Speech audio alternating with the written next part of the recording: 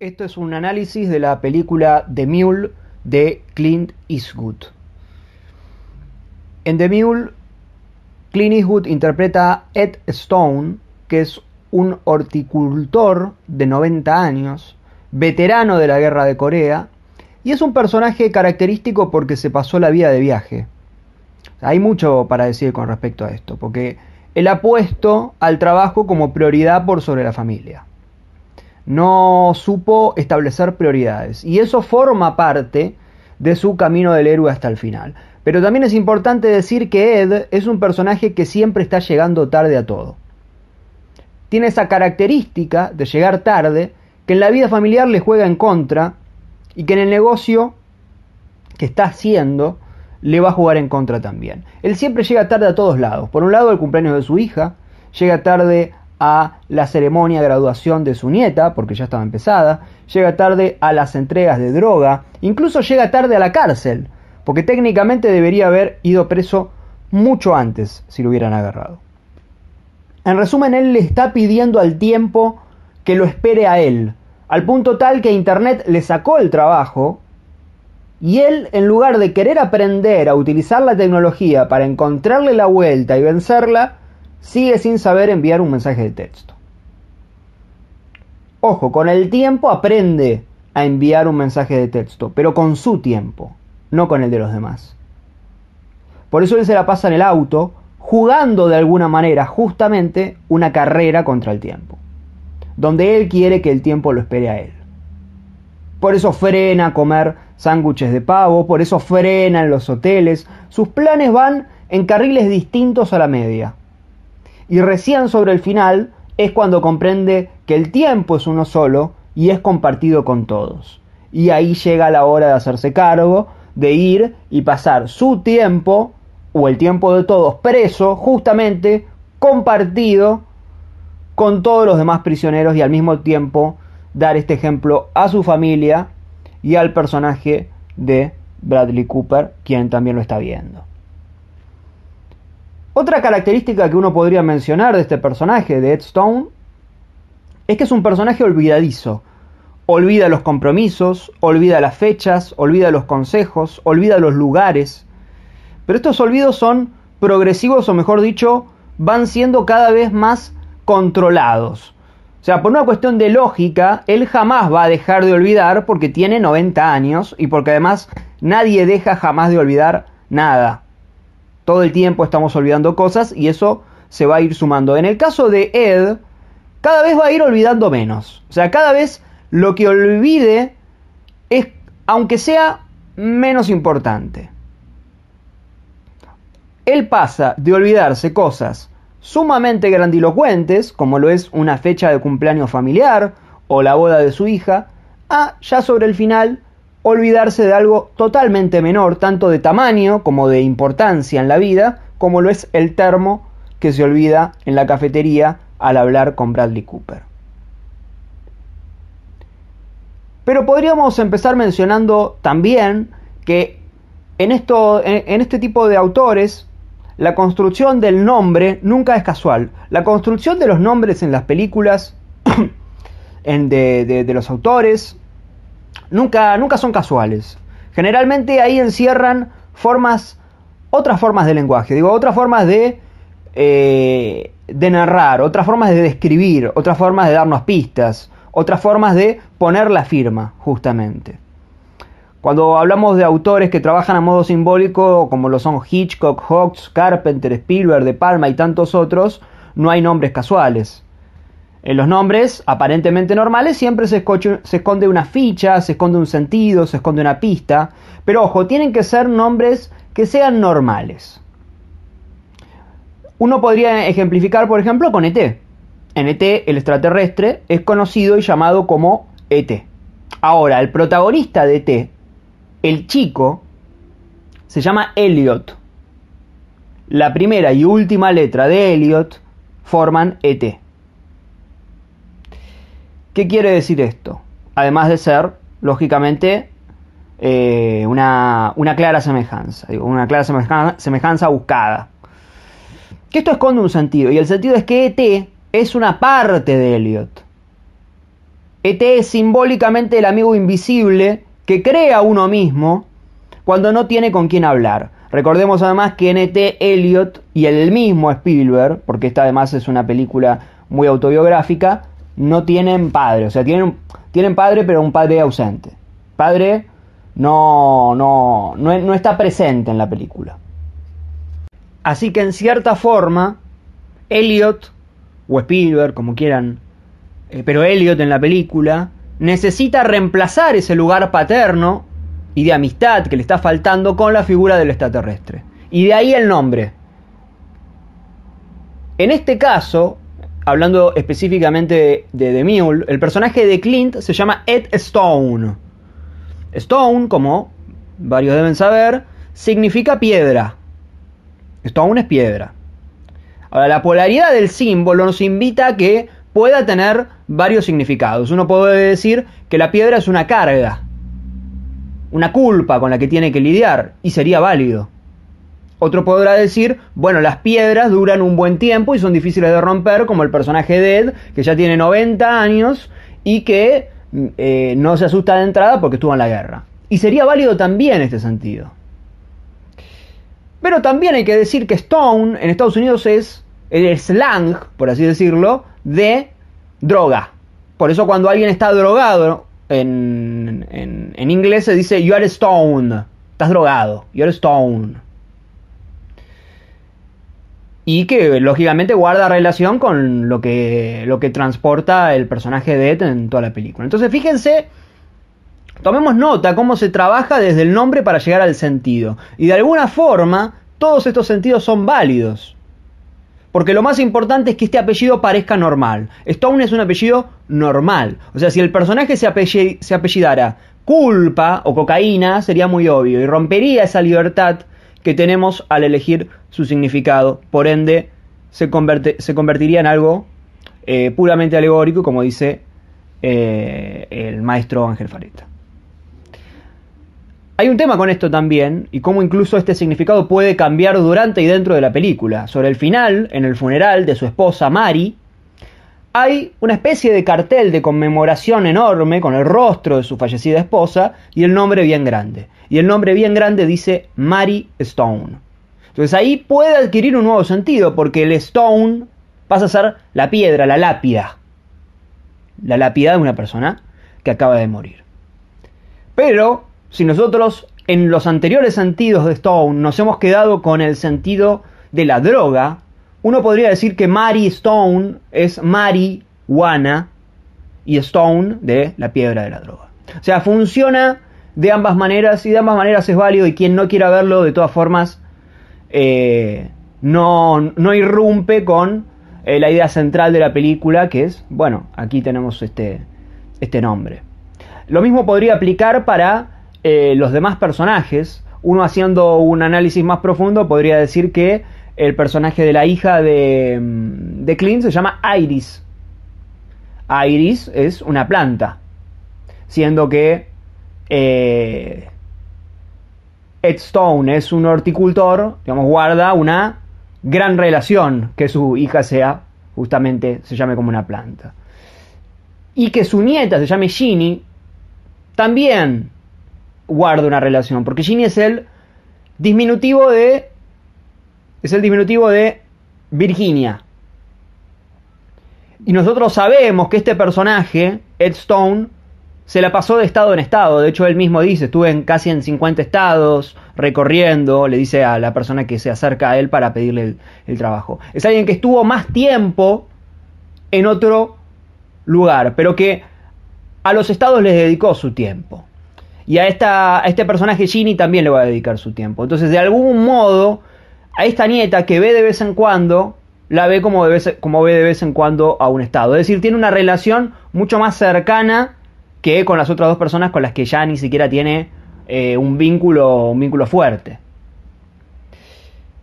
Si nos ponemos más minuciosos, uno podría decir que el personaje de Bradley Cooper, que se llama Colin Bates, Colin en Estados Unidos es llamando, digamos, Colin. De hecho, acá puede prestarse la duda, pero en Estados Unidos alguien dice Colin y piensa que está diciendo llamando y no el nombre. Digamos, siempre se da ese chiste mucho en Estados Unidos. Entonces, que el personaje de Bradley Cooper se llame Colin y tenga ese doble, como esa dualidad de nombre y llamando, y que su mayor inconveniente, o uno de sus mayores inconvenientes en la película, a nivel afectivo, a nivel relación de pareja, sea porque no llamó a su esposa en el cumpleaños, o en el aniversario, ya no recuerdo bien, juega en este otro sentido. Quizás si solamente sería este nombre, sería algo forzado, sería algo tirado de los pelos. Pero cuando todos los nombres colaboran entre sí para llegar a un punto, a este punto que estamos mencionando, como de vuelta dice Ángel, una puede ser casualidad, ya 6, 7, 8... ya no forman parte de una casualidad, forman parte de una idea autoral de tratar de comunicar desde los nombres, de tratar de no dejar nada, absolutamente nada, librado al azar. Vayamos al comienzo de la película. En el comienzo, Borges decía, ¿no?, que en realidad viene del comienzo de la literatura, pero uno de quienes lo dijeron fue él, también lo dijo Mamet, que el final siempre está enterrado en el principio. Entonces aconsejo mucho, si terminaron de ver la película, o si acaban de ver la película, o si la tienen a mano, o si la recuerdan, pero siempre generalmente darle play al comienzo de la película una vez que uno la terminó de ver, porque generalmente las cartas que uno ve en el final estaban en el comienzo, en una buena película, ¿no? En una mala película se te oculta y se juega a la sorpresa, engañando al espectador de forma vil. Pero DeMille no hace eso. Y la película termina con Clint en su huerta oliendo unas flores de la misma forma que arrancó. Digamos, arrancó con Clint oliendo las flores en su invernadero y termina con Clint oliendo las flores encerrado ahora, pero en una prisión. Quizás la gran diferencia entre la primera escena y la última es que Clint corta las flores en el comienzo de la película y en la última solo las huele. ¿Qué quiero decir con esto? ¿O qué quiere decir esto? ¿O qué puede querer decir esto? Podríamos decir que todo lo que vemos en la película sucede entre que corta la flor, que uno puede entender que hasta sería casi una maldición que él mismo se echa, pero en sí específicamente todo lo que vemos de la película sucede entre que corta la flor y entre que mira y aprecia la flor. Digamos, todo lo que vemos sucede entre esas dos líneas, ¿no? Esas dos líneas casi perfectas. Entre estos dos actos en los que aprende justamente a apreciar la vida. No por nada en el plano en que vuelve a hablar con la hija después de tanto tiempo, lo hace frente a las flores que están fuera de la casa. De hecho, las flores están casi es lo más cercano a cámara que tenemos. Digamos, están casi en un primer plano y detrás están el personaje de Clint y el personaje de Iris mirando las flores. En ese momento él corta las flores y sale de su invernadero, porque llegan dos mexicanos que trabajan con él en un auto. Bueno, esta imagen que vemos en el comienzo de la película luego va a ser invertida, cuando unos años después la situación sea justamente al revés, porque después el que termina yendo a un garage en un auto es él, y recibiendo órdenes de mexicanos. O sea, se invierte por completo la imagen del comienzo. Él trabajando para mexicanos, llegando en un auto, llegando a un garage, digamos, a un lugar cerrado. Luego él va a esta especie de ceremonia donde lo premian. Una ceremonia en la que todo parece perfecto, a él lo reciben como un campeón, lo vemos bien vestido, lo vemos saludando a los amigos, a las amigas, vemos gente mayoritariamente grande, lo vemos recibir una especie de premio, y todo parece perfecto. Hasta ese punto de la película todo parece perfecto. Hasta que, mediante un montaje paralelo, nos enteramos que al mismo tiempo es la boda de su hija y él no está. Y al mismo tiempo Stone está sentado en un bar e invita a toda la barra y toda la gente que está ahí en el bar tomando tragos. Esos tragos que toma son por cortesía de Clint. Claro, uno dice, qué tipazo, ¿no? Porque recibe... alguien desde afuera dirá que este es un gran tipo, porque está pagando una ronda de tragos encima de una ceremonia muy de muchas personas, pero al mismo tiempo se está olvidando de la familia. Entonces tiene esta dualidad, o tiene esta cuestión sumamente humana, ¿no? De que, claro, si vemos esa sola acción, vamos a decir que este es un gran tipo, y si vemos solamente la otra acción, vamos a decir que es un mal tipo. Pero en algún punto, el bien y el mal conviven dentro de ese personaje. Y eso es lo que lo hace más humano al personaje de Clint. Ahí es donde está el centro de la película. Porque lo que... las grandes o las buenas acciones que están dentro de la película van a ir en este tono. Por eso él va a intentar hacer grandes actos durante toda la película con la plata que se va juntando. Él se va a intentar encargar de tapar la culpa familiar haciendo grandes actos, queriendo cubrir con plata y regalos todo aquello que no puede o no sabe cumplir con su familia.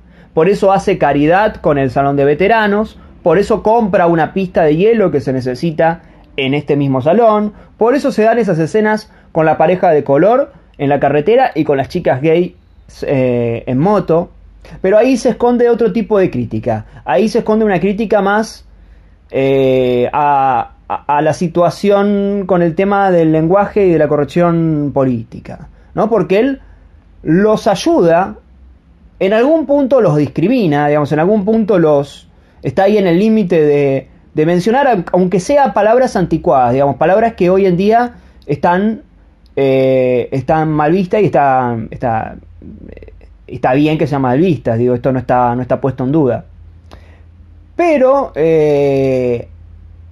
si hablamos de que esta es una película sobre las prioridades y sobre la equivocación de las prioridades y de cómo él priorizó el trabajo por sobre la familia, de alguna forma Clint está diciendo, sí, bueno, está bien, yo soy una persona de 88 años, el personaje es una persona de 90 años, y pueden decir cosas anticuadas, pueden utilizar términos sin mala leche, digamos, sin intenciones, sin malas intenciones, pueden utilizar términos que no estén bien vistos. Pero lo importante es que él ayudó a estas personas. Si uno se quedara solamente en lo otro y, digamos, de nada serviría que él les hablara bien, pero no los ayudara. Que él les hablara bien, pero no los ignorara. Pero los ignore. O sea, él es bastante en ese sentido...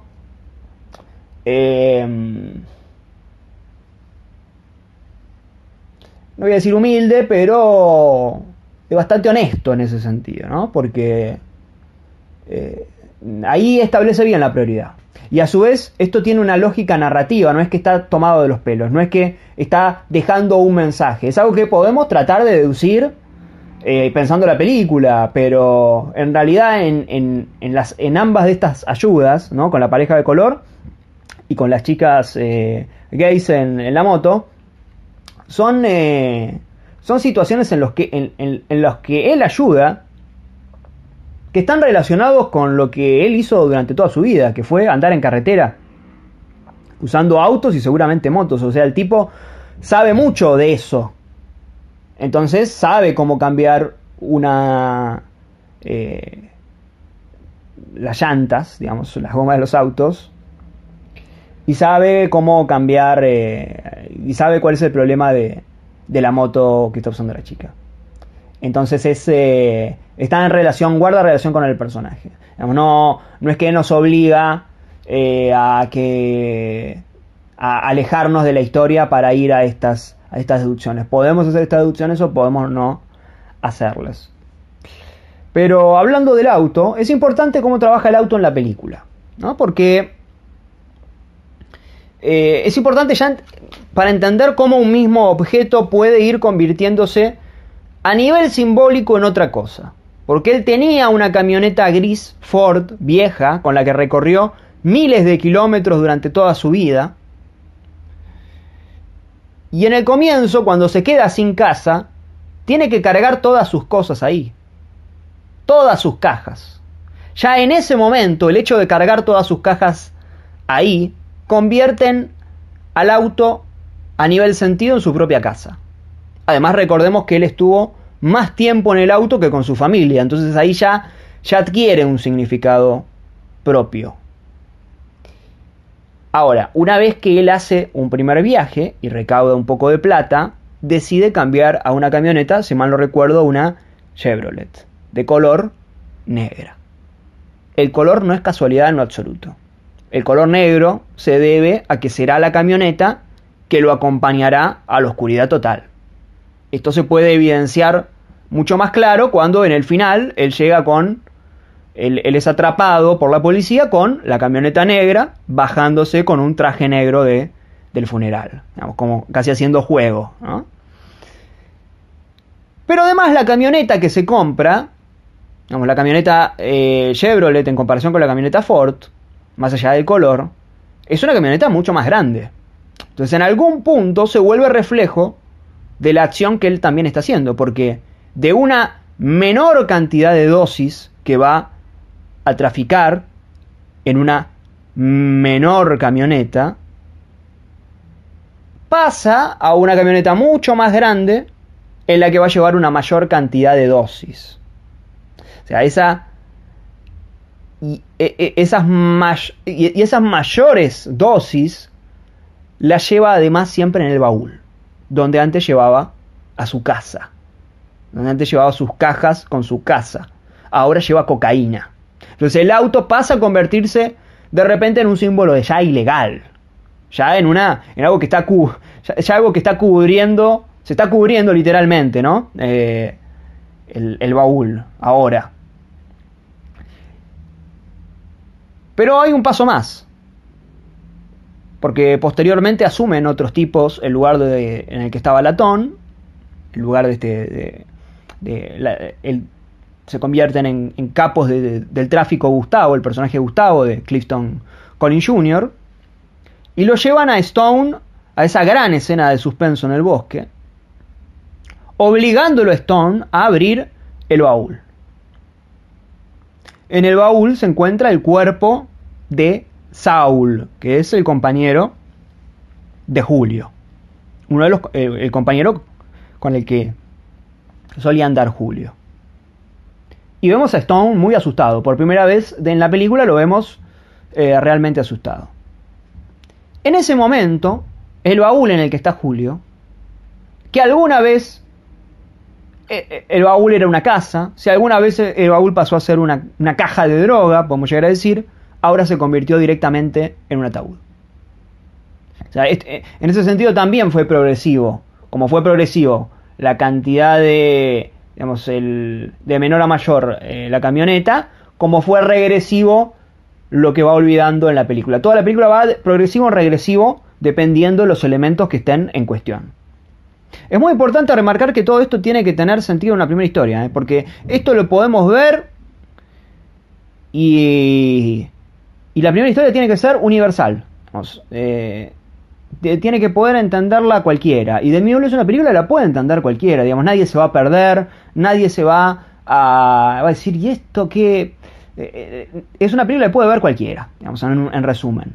No son cosas locas, no hay cualquier cosismo, no aparecen cosas del aire, no aparecen cosas de la nada, no aparece gente levitando, no aparecen demás imágenes random, aleatorias.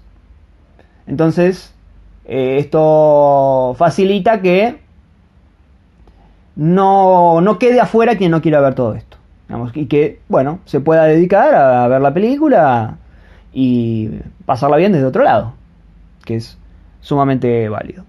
Esto que decíamos de la progresión, entre todos estos lujos que él se va dando, Stone se da un lujo en particular bastante llamativo, que es los tríos, digamos, va teniendo tríos, y acá se vuelve a repetir la idea de la progresión. Porque en el caso del trío, está presente porque primero Stone tiene un trío con dos chicas, podemos llegar a decir, de clase baja, ¿no? En un motel de mala muerte, que Julio lo ve desde afuera. Entonces ahí ya se presenta el primer trío que tiene él. Entonces, si vamos a ver la misma imagen, luego, la misma imagen tiene que venir con una, digamos así, modificación. Y se puede visualizar esta modificación cuando Clint, el personaje de Clint, va a la fiesta que está haciendo Andy García y tiene un nuevo trío en una mansión, ya no en un motel de mala muerte, en una mansión con dos chicas de clase alta, digamos, que ya tiene que, uno imagina que se manejan otros montos. Incluso cuando se sienta Clint, se da casi como un gag, se sienta Clint en la cama y es como si hubiera tenido ya un orgasmo en sí mismo porque no puede creer dónde está y qué le está pasando. Entonces hay una progresión en el contexto más allá de la acción. Ahora uno puede decir, está bien, perfecto, entiendo esto de la progresión, pero ¿qué necesidad hay de que tengamos que ver a este señor teniendo un trío con dos veces? O sea, ¿tiene una necesidad, tiene un sentido narrativo? Por supuesto que lo tiene. Porque luego de esta escena de sexo, Clint, en lugar de relajarse o de ir y contar su experiencia, se sienta al lado de Julio y no le dice, mirá que estuve con 3 chicas, y mirá que hicimos esto, y mirá que hicimos lo otro. En lo absoluto, lo que hace es darle consejos a Julio. Casi de padre a hijo, ¿no? Diciéndole a Julio que está para más, que tiene que salir de ahí, que tiene que tomar su propio camino. Entonces, si queremos, uno de sus 3 hijos, pues podríamos hasta llegar a decir, ¿no?, que Julio, porque en la película Clint tiene de alguna forma 3 hijos, o sea, desde el trato. La hija que no le da bola, y Julio, y el personaje de Bradley Cooper, con los que pareciera que está intentando reemplazar esa ausencia. Pero después vamos a ir al personaje de Cooper. Primero, sigamos con Julio. En esta escena, Stone le dice a Julio que haga su camino. Y Julio parece no escucharlo. Julio le dice, no, mi padre es latón. O sea, Julio rechaza la paternidad, por así decirlo, de Clint, diciéndole, mi padre es latón. Latón es como un padre para mí. No me vengas vos a querer ocupar ese lugar. Pero lo que se está queriendo decir ahí, el subtexto de esta escena, es que lo que en realidad está diciendo Clint en ese momento es, me acabo de dar cuenta que tras cumplir a mis 90 años con mis fantasías más eróticas, sexuales, heterosexuales, como quiera decirse, primero en un hotel y luego en una mansión, en realidad estoy completamente vacío. Porque en realidad no hay fantasía que a mí me alcance para cubrir la ausencia de justamente 2 mujeres. Su hija y su ex esposa. Ese es el, abrimos comillas, trío del que debería formar parte él. Entonces él ahí se da cuenta, después de esas acciones. Llega una epifanía y le intenta bajar línea a Julio para que no haga lo mismo. Por eso están estas escenas. Si uno no hubiera cumplido esas fantasías, él quizás no hubiera podido sacarse esta duda. De hecho, a partir de ese momento es donde la película va a tomar otro camino y el personaje de Stone se va a poner más reflexivo, ¿no? Más pensante en su relación con la familia. Digamos, se van a ver las escenas más dramáticas a posteriori. Hay otro tema en esa escena de la cama, que no es menor tampoco, pero que se puede destacar. Cuando las chicas lo abordan, él se acuesta en la cama y hace un chiste que funciona como una ironía trágica o ironía dramática, como quieran llamarlo. ¿Qué es una ironía trágica o qué es una ironía dramática? Bueno, ironía dramática es cuando en Psycho Marion Crane va a cambiar el auto porque la persigue la policía y viene de cometer un ilícito. Y el vendedor, el primer comentario que le hace es, el primer cliente del día siempre es el que trae más problemas, ¿no? Le hace ese comentario medio en joda, medio en broma. Claro, él lo dice para él mismo. Él lo dice como, esta me va a traer problemas, esta me va a detener de un lado para el otro. Pero en realidad, para nosotros que vimos que ella viene de robarse plata y que encima después va a terminar muerta, que diga que el primer cliente del día es el que trae más problemas, funciona como una ironía trágica. Y en el caso de The Mule, volviendo a la escena de Clint tirado en la cama, se suben las chicas y él dice, ay, me agarra un ataque al corazón, llamen al Dr. Phil. Una línea parecida a la que acabo de mencionar. Hace un chiste sobre una hipotética muerte suya en la cama donde no hay ningún médico alrededor. Y posteriormente vamos a ver que su esposa, Mary, muere acostada en la cama sin ningún médico alrededor. Eso es una ironía trágica. Hay otra posible ironía trágica en la película, porque cuando lo premian en el comienzo del film, está vestido con un traje celeste, unos lentes negros, un sombrero, un moño, todo muy coqueto, está contento. Y lo importante a resaltar ahí es que está con un traje muy llamativo, muy pintoresco. Luego durante la película lo vamos a ver usando una remera, una camisa desteñida, blanca. Nunca lo vamos a volver a ver de una manera tan elegante hasta llegar al final, cuando vuelve a ponerse un traje, pero ya esta vez es un traje fúnebre, un traje negro, con el que, ya mencionamos, lo agarran en la ruta. Otro de los focos de la película es el paralelismo. Digamos, hay muchos paralelismos. Recién mencionaba el tema de los hijos de Stone. Bueno, el personaje de Cooper, que se llama Colin Bates, el agente Colin Bates de la DEA, DEA, es un personaje muy interesante porque es importante comprender cuál es su función.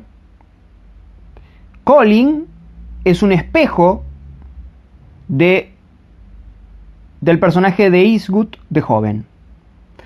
Se olvida las fechas, se la pasa de viaje como Stone, nunca está en la casa como Stone, todo el tiempo está recibiendo órdenes como Stone, prioriza el trabajo antes que todo y antes que su familia como Stone. Fíjense que no solo nunca lo vemos en la casa, sino que tampoco escuchamos la voz de su esposa en toda la película. ¿Por qué es esto? Porque vemos su punto de vista y él jamás va a la casa. Entonces nunca vemos la casa. Y él jamás escucha a su esposa. Entonces no escuchamos su voz. Es una omisión que cuenta mucho más del personaje que si tuviéramos una escena dramática de gritos en la cocina por compromiso. Pero voy a ser aún más claro. Es como si el Eastwood grande, el Stone grande, se encontrara con el Stone del pasado y le avisara que no cometa los errores de viejo, que de viejo, o sea, que medio como Volver al Futuro, digamos. O aún mejor, voy a ser aún más claro. Eastwood es lo que sería Cooper de viejo si sigue priorizando ser agente de la DEA a ser buen esposo. En cambio, el personaje de su compañero, del compañero de Colin, encarnado por Michael Peña, que como dice en la primera escena que aparece, que trabaja para la DEA pero que tiene 5 hijos y aún así se las arregla con el tiempo para poder verlos, otra vez el tema del tiempo, es lo que puede llegar a ser Cooper si Stone lo despierta. O sea, depende del camino que tome, será uno o será el otro. Colin está en una instancia inicial, pero a su vez límite de su vida, porque está a tiempo de poder reaccionar. Entonces, durante la película vamos a ver si decide seguir el camino de Stone, el camino de Clint, o seguir el camino de su compañero Michael Peña. Algo similar sucede con su otro intento de hijo, que es Julio. Una especie de hijo tonto, porque Julio es un matón normal, como todos, bien matón, hasta que Clint poco a poco lo va ablandando y notamos que Julio tiene corazón de la misma forma que los muchachos del garage al principio estaban medio reacios y luego se ablandan. O que el pelado que lo amenaza a Stone en el bosque, que después se sensibiliza cuando conoce que viene del funeral de su ex esposa. Entonces hay algo de humanidad dentro de estos personajes que Stone se encarga de sacar a flote.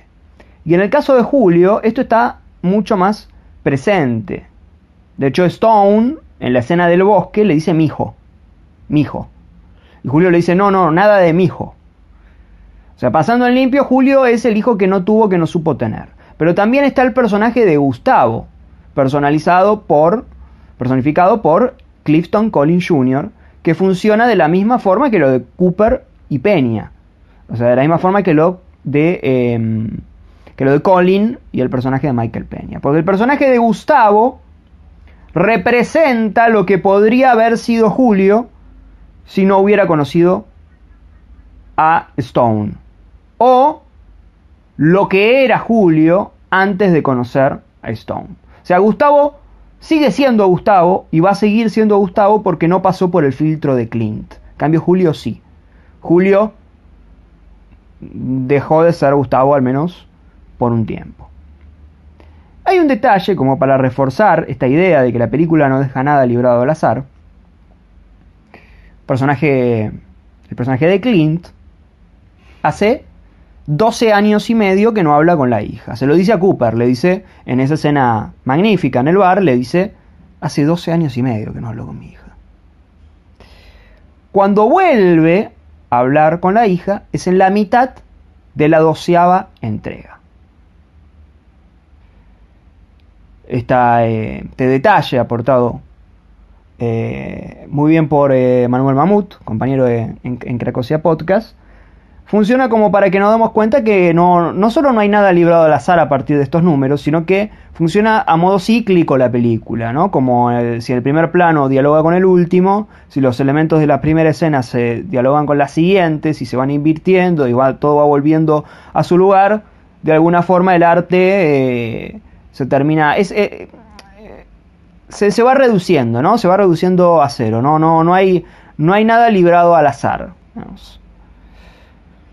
Se convierte lo que sería todo lo que está relacionado con lo caótico en algo más ordenado. Esto también se evidencia en las canciones que canta el personaje de Clint. Porque dentro de la primera historia, dentro de la trama, dentro de lo que uno recibe la primera vez que ve la película, o de lo que nos queda en un primer visionado, Ed Stone se pone a cantar temas entre folk y clásicos en su camioneta entre los viajes. Y son escenas divertidas, son escenas graciosas que se van repitiendo. Sin embargo, estas canciones que se utilizan son canciones que también funcionan a nivel narrativo desde sus letras. No son canciones casuales. Una de ellas es On the Road de Willie Nelson. Y la letra hace mención, dice algo así como, estoy en la carretera de nuevo, viendo cosas que no voy a volver a ver, yendo a lugares que jamás fui. O sea, es una canción que está describiendo la película y a su personaje prácticamente desde la letra. Y otro tema que suena es titulado More Today Than Yesterday de The Spiral Staircase, que es un tema que él va cantando, es otro de los temas que él va cantando y que parece que es otro tema más que canta que es divertido. Y la letra dice, te amo más hoy que ayer, pero no tanto como mañana. Ahora, cuando llegando al final, Clint se despide de su esposa y se dan la mano que además, otro tema más, mano que antes, durante toda la película, la esposa la había rechazado, de hecho la había rechazado hasta salir a bailar. Bueno, ahora se toman la mano en esa escena final, entre ellos, y ella le dice, fuiste el amor de mi vida y el dolor de mi vida, justamente con el tema de lo bueno y lo malo, ¿no? de esta dualidad que tiene el personaje, de este costado también entre humano, fallido, lógico, natural, realista y como se le quiera decir, ¿no? Del personaje de Stone. Y Clint le dice, te amo más hoy que ayer. Y ella le dice, pero no tanto como mañana. Entonces ahí entendemos que ese tema que él escuchaba en la ruta, solo, era el tema que tenía con su esposa. Este tipo de acciones, de letras, siempre es importante que no hay palabras libradas al azar.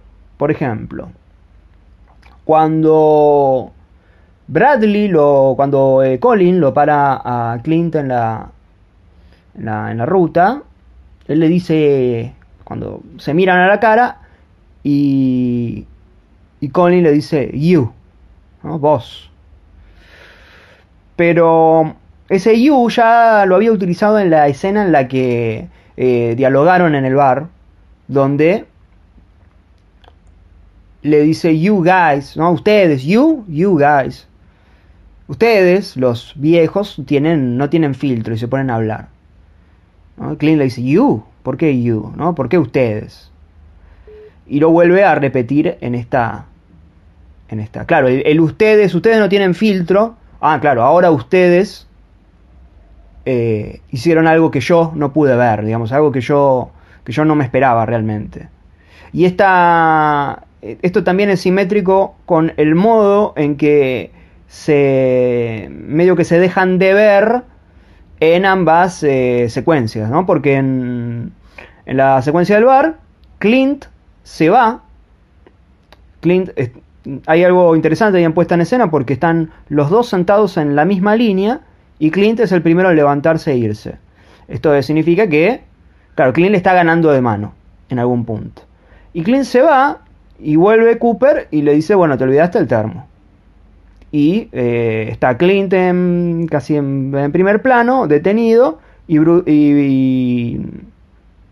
Colin acercándose lentamente por la espalda.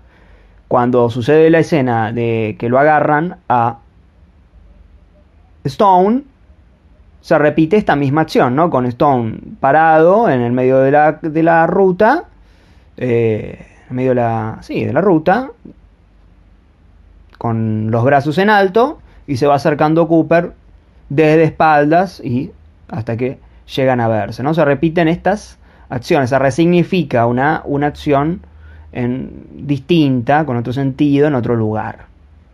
Y se repite de vuelta con el tema de esto que decimos, de que todo vuelve a formar parte, ¿no? de un gran círculo. De hecho, ahí hay un primer plano, porque un plano detalle de los pies de Clint Eastwood retrocediendo, porque Cooper le dice, cuando se baja del auto Stone, Colin le dice, retrocede.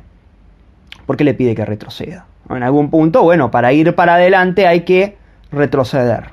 O sea, él va a tener que retroceder ahí. Va a tener que hacerse cargo. Y tenemos un plano de detalle de los pies de Clint retrocediendo. Tiene encima medio chueco como camina. Los pies de Clint retrocediendo. Este plano se va a repetir cuando él se declara culpable a sí mismo y saluda a la familia, ¿no? Le habla del tiempo y él está haciendo sus pasos y vemos el mismo plano, detalle, ¿no? de los pies, pero yendo hacia adelante. Entonces se va completando, ¿no? de alguna forma. Es una manera muy inteligente de narrar, ¿no? Es una película que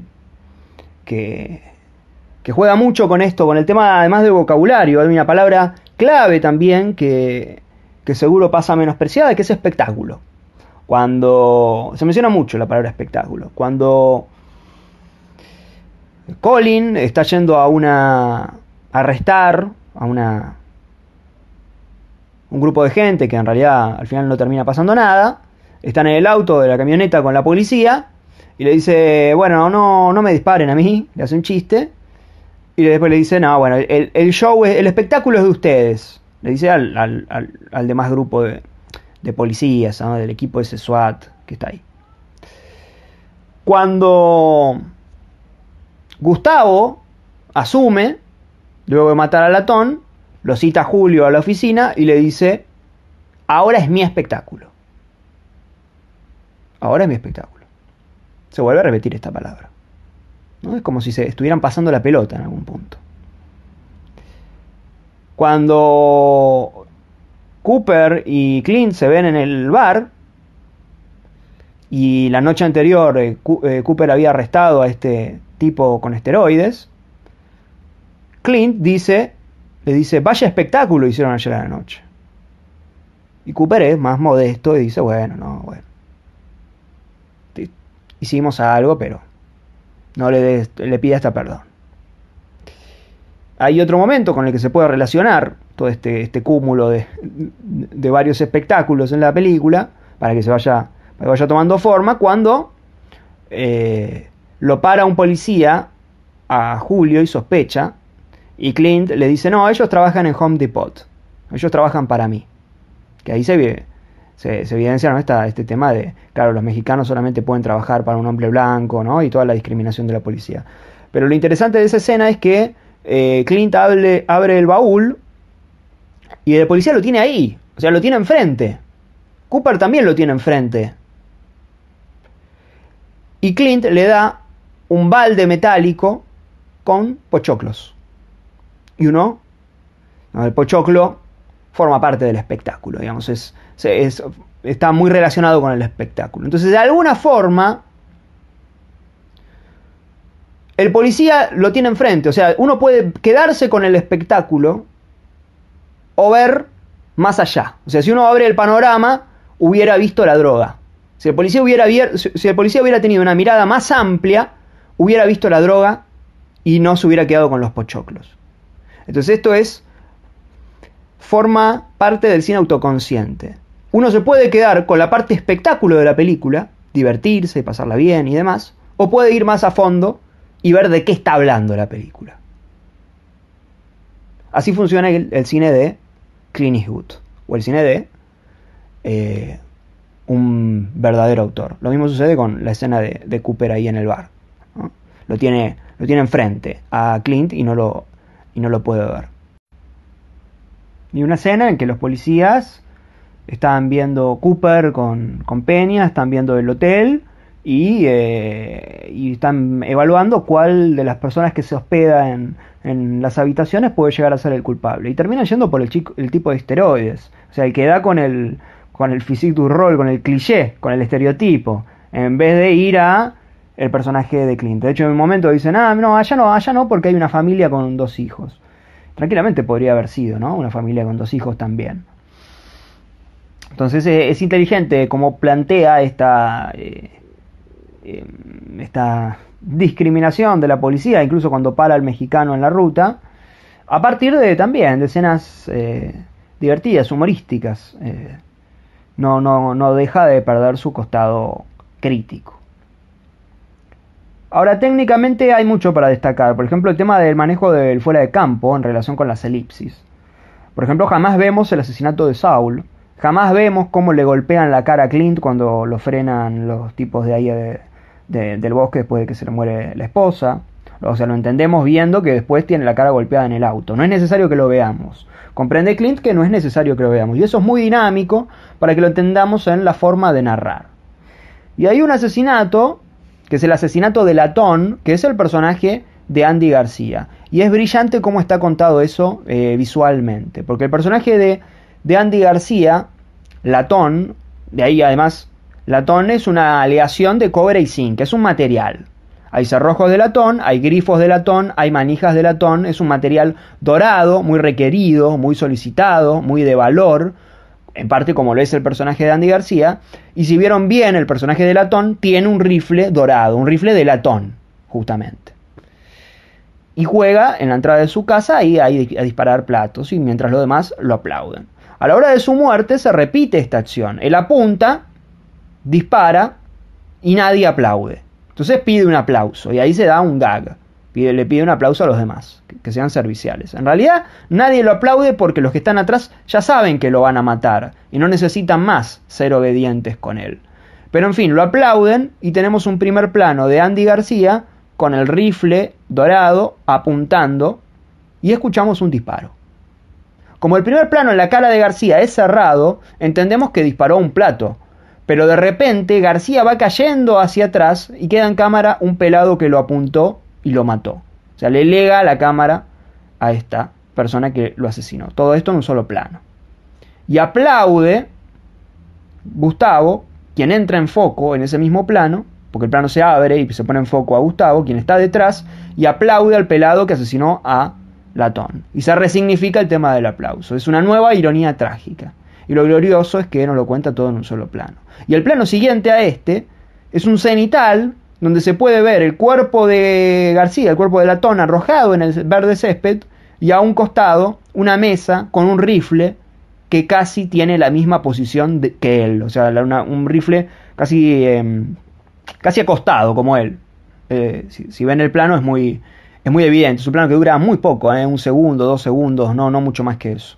O sea, no quiere ostentar Clint. Él recurre al cenital. ¿Por qué recurre al cenital? Por esto no. También recurre al cenital porque es el plano Dios. Entonces el alma de Latón se fue del cuerpo. Entonces lo vemos desde arriba. Es muy ostensible, como también, si queremos, con la película se puede hacer una lectura de Eastwood. Eastwood como director, llegando o la vida de Eastwood mismo, ¿no? Llegando a una cantidad de años y pidiéndole disculpas quizás a su familia por todo el tiempo que pasó en la ruta, que siendo la ruta el camino del cine, porque es una persona que actuó mucho, durante mucho tiempo, dirigió una enorme cantidad de películas, fue hasta productor de muchas películas, estuvo mucho tiempo fuera de la casa. Entonces este puede ser el pedido a partir de una película que no sea autobiográfica, o sea, que no hable de él, que no se ponga él como protagonista, como pasa, no sé, ya en lo que es Roma de Cuarón, digamos que ya es muy evidente que él está hablando de la vida de bla bla bla. Digo, acá no está hablando de la vida de él, pero de alguna forma también está hablando de la vida de él. Entonces uno lo puede atar. Y esto se hace más evidente con que la hija de Eastwood es la hija de Eastwood. O sea, y el personaje de Iris es la hija de Eastwood en verdad. Y el personaje de Clifton Collins Jr., o sea, el señor Clifton Collins Jr. es su ex yerno. Que quede todo en familia. Pero también que quede todo en la amistad laboral. Digamos, llegó a un punto su vida que también está guarda relación con gente del medio. Y Loren Fishburne ya lo hemos visto trabajar con él en Río Místico. Y a Bradley Cooper ya lo hemos visto trabajar con él en American Sniper. Entonces es como tenemos la familia por un lado y lo laboral ya conocido por el otro. En una película que habla de unir lo laboral con la familia.